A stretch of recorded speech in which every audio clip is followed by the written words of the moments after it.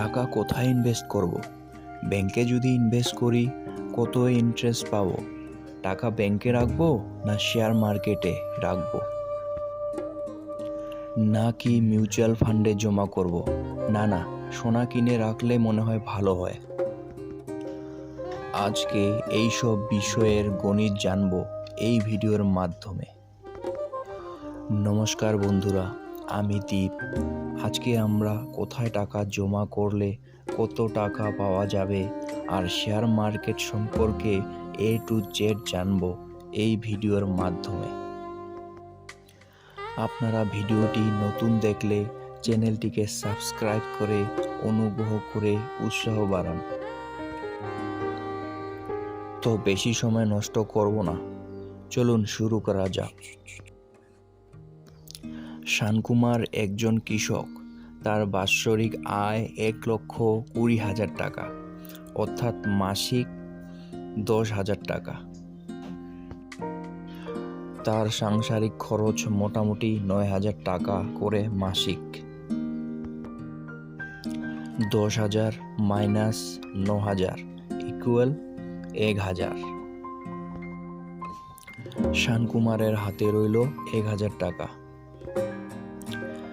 যদি শানকুমার আজকের ডেটে এই টাকা স্টেট ব্যাংক এর সেভিং অ্যাকাউন্টে জমা রাখে, তো 2.7% ইন্টারেস্ট রেট অনুযায়ী এক বছরে টাকা পাওয়া যাবে 1,000 প্লাস 27, অর্থাৎ 27 টাকা ইন্টারেস্ট। তার মানে এক বছরের জন্য 1,000 টাকা করে প্রত্যেক মাসে সেভিং অ্যাকাউন্টে রাখলে এক বছর পর পাবো 12,176 টাকা কম্পাউন্ড ইন্টারেস্ট অনুযায়ী। আর যদি আরডি অ্যাকাউন্ট অর্থাৎ রিকারিং ডিপোজিট অ্যাকাউন্টে রাখি তাহলে পাওয়া যাবে 7% ইন্টারেস্ট রেট অনুযায়ী এক বছরে 12,462 টাকা, অর্থাৎ 462 টাকা সুদ। যদি মিউচুয়াল ফান্ডে ইনভেস্ট করা যায় তাহলে পাওয়া যাবে মোটামুটি 10% ইন্টারেস্ট রেট অনুযায়ী 12,665, অর্থাৎ 665 টাকা ইন্টারেস্ট। আর সোনা অর্থাৎ সবরন গোল্ড বন্ডে ইনভেস্ট করলেও 9 থেকে 10% নর্মালি ইন্টারেস্ট পাওয়া যায়। আর শেয়ার মার্কেটে ইনভেস্ট করার আগে শেয়ার মার্কেটের সম্পর্কে বেসিক নলেজ থাকাটা অবশ্যই জরুরি, কারণ এখানে টাকা ডাবল ট্রিপল হতে এক বছরও সময় লাগে না, আর টাকা হারাতেও সময় লাগে না। কিন্তু বন্ধুরা, ভয় পাবেন না, শেয়ার মার্কেট জুয়া নয়।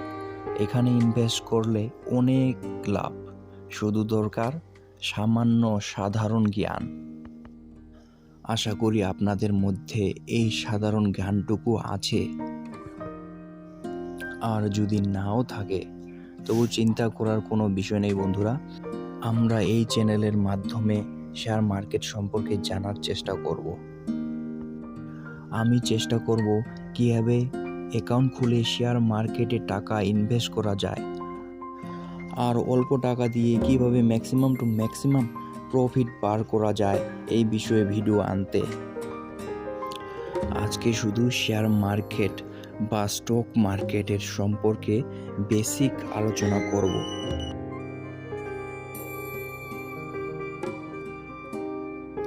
Share market is a market যেখানে শুধু বিভিন্ন কোম্পানির শেয়ার ক্রয় বিক্রয় করা হয়। যেমন আমরা কাপড়ের বাজার থেকে কাপড় কিনি, সবজির বাজার থেকে সবজি কিনি, তেমনি শেয়ারের বাজার থেকে আমরা বিভিন্ন কোম্পানির অংশীদারি কিনি। সোজা কথায় কোম্পানির পার্টনারশিপ। যদি কোম্পানি ভালো প্রফিট কামায় আর কোম্পানি গ্রো করে তাহলে শেয়ার হোল্ডারদেরও ভালো প্রফিট হয়। এটাই শেয়ার মার্কেট। যেমন আমরা গ্রামে ধান বা ভুট্টা কিনে রাখি ভালো লাভের আশায়, শেয়ার মার্কেটও ঠিক তাই। শেয়ার মার্কেট মনে করুন দোকান।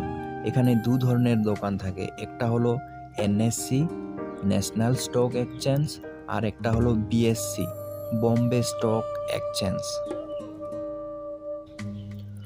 আর মার্কেট বা বাজার পরিচালনার জন্য যেমন কমিটি থাকে, তেমনি শেয়ার মার্কেট পরিচালনা করার জন্যও সরকারি কমিটি থাকে। সেটি হলো SEBI, security and exchange board of India.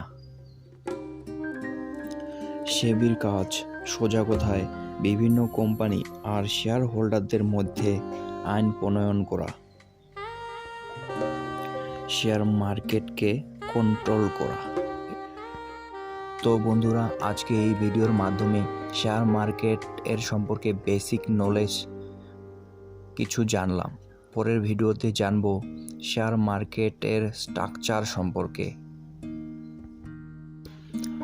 আর জানবো শেয়ার মার্কেটের হিস্টোরি কি, শেয়ার মার্কেট কিভাবে এলো, আর শেয়ার মার্কেটের সম্পর্কে যাবতীয় তথ্য, যেমন ডিম্যাট অ্যাকাউন্ট কি, ট্রেডিং অ্যাকাউন্ট কি, সিডিএসএল, এনএসডিএল, এসব বেসিক ওয়ার্ড আমাদের জানতে হবে।